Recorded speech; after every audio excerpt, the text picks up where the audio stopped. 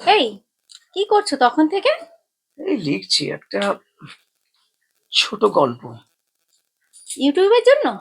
হ্যাঁ। আচ্ছা, তুমি তো এত লেখালেখি করছো, তাহলে নিশ্চয়ই আমার এই প্রশ্নের উত্তরটা একদম ঠিকঠাকই দিতে পারবে। তোমার প্রশ্ন উত্তর আমি সঠিক দিতে পারবো, এটা বলছো? তোমার উপর আমার সেই ভরসা আছে।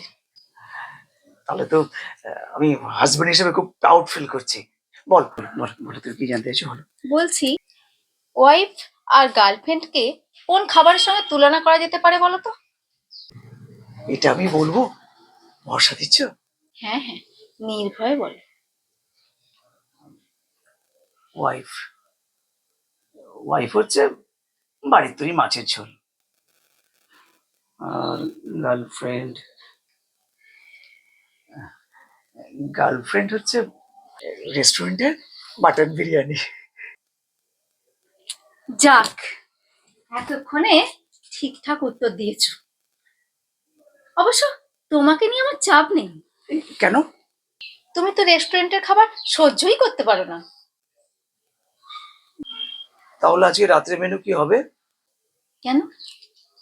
তোমার প্রিয় মাছের ঝোল।